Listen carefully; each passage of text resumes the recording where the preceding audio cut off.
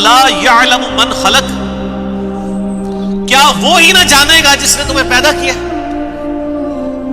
وَهُوَ اللَّطِيفُ الْخَبِيرُ، وہ تو بڑا باریک بین ہے، خبردار۔ یعنی کسی بھی دنیا میں بھی آپ دیکھتے ہیں، یہ گھڑی ہے، گھڑی تو ہم پہنتے ہیں، ٹائم دیکھتے ہیں، بہت انفارمیشن ہے اس کے بارے میں، لیکن سب سے زیادہ انفارمیشن اس کے پاس ہوگی جس نے اس گھڑی کو بنایا ہے، اس کو ڈیزائن کیا ہے، اس میں گیئرز کا سسٹم رکھا ہے، پھر ان کو ایک مینیجبل فارم میں جوڑا ہے، پھر سیل لگائی ہے، اس کو واٹر پروف کرنے کے لیے اس کو جوڑا ہے، سب سے زیادہ نالج اس کے پاس۔ تو اللہ تعالیٰ ہمارا کہ جب ہم تمہارے دل کے حال کو بھی جاننے والے ہیں، تو اس پہ اللہ تعالیٰ اپنا یونیورسل ٹروتھ دے رہا ہے، الا یعلم من خلق، کیا وہی نہ جانے گا جس نے پیدا کیا ہے؟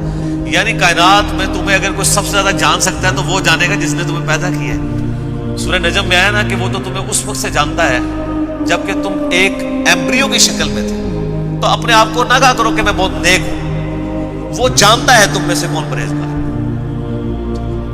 انسان کی کیا اوقات ہے؟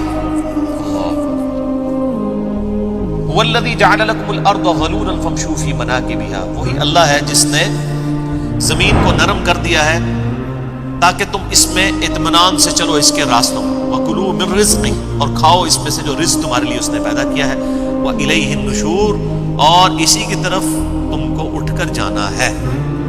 دیکھیں اس زمین سے اللہ نے انسان کو اٹھایا، اس زمین کو خوراک کا ذریعہ بنایا، اس زمین میں ہی لوٹائے گا، چاہے آپ قبر کے اندر پہنچ جائیں، چاہے آپ کو جلایا جائے، راکھ پھر زمین میں ہی جائے گی، آپ ایئر کریش میں ختم ہو جائیں آپ زمین میں ہی آگے ختم ہو گئے، آپ سمندر میں ڈوب جائیں آپ زمین میں ہی ختم ہو گئے، جو کچھ ہے اسی زمین کے اندر ہی ہو، اور اسی زمین سے اس نے تمہیں اٹھانا ہے۔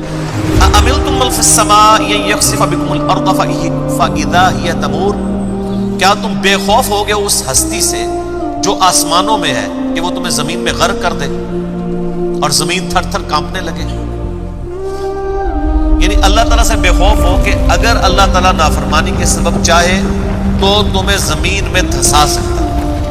ام امنتم من فی السماء ان یرسل علیکم حاصبا، یا تم بے خوف ہو گے اس ہستی سے جو آسمان میں ہے کہ وہ بھیج دے آسمان سے تم پر پتھر، بارش کی جگہ پتھر کا برساؤ کر دے تم، فستعلمون کیف نذیر، تب تمہیں پتہ چل جائے گا کیسا ہوا میرا ڈر سے۔ تو یہ جو یعنی استعارے کے طور پہ بھی یہ بات انہیں ڈسکس ہوئی ہے، اللہ تعالیٰ آسمانوں میں ہے جیسا کہ اس کی شان کے لائق ہے، وہ تو پھر قرآن پاک میں آیا نا، الرحمن علی العرش استویٰ، رحمان اپنے عرش پر مستوی ہے جیسا کہ اس کی شان کے لائق ہے، لیکن پیرلل میں وہ ہماری شاہرگ سے بھی ہمارے زیادہ قریب ہے، نحن اقرب الیہ من حبل الورید۔ اور سورہ المجادلہ میں تو آیا کہ تم تین نہیں ہوتے، چوتھا تمہارا رب تمہارے ساتھ ہوتا ہے، تم پانچ نہیں ہوتے، چھٹا تمہارا رب تمہارے ساتھ ہوتا ہے۔ وَهُوَ مَعَكُمْ أَيْنَمَا كُنْتُمْ، تم جہاں کہیں بھی ہو وہ تمہارے ساتھ ہوتا ہے۔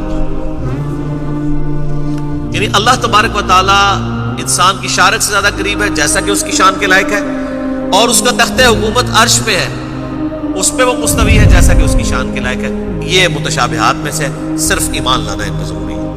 وَلَقَدْ كَذَّبَ الَّذِينَ مِن قَبْلِهِمْ فَكَيْفَ كَانَ نَكِيرٌ، اور جو لوگ ان سے پہلے گزرے تو کیسا ہوا ان کو ہمارا یعنی عذاب جب ان پر پہنچا، کتنا وہ سخت تھا۔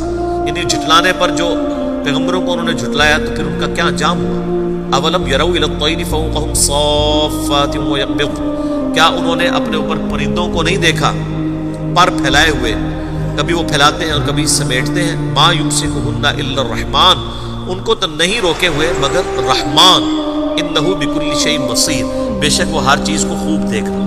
اللہ تعالیٰ نے پرندوں کی جو ہوا میں پرواز ہے نا، اس کو کہا کہ یہ ہم نے ان کو ہوا میں روکا ہوا ہے،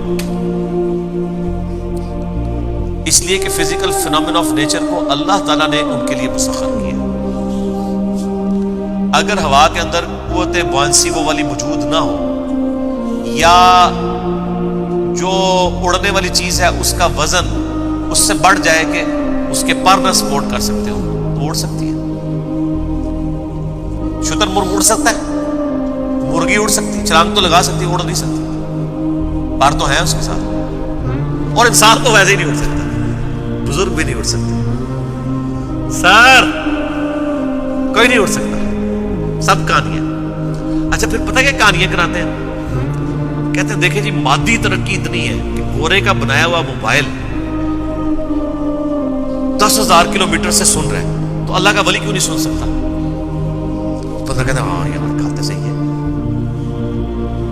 واقعی گال صحیح ہے۔ تو سر گورے کا جو موبائل سن رہا ہے وہ تو ہم دیکھ رہے ہیں، آپ ذرا ولی کو بھی لا کے ذرا سامنے لے آئے نا، وہ کر کے بتائے۔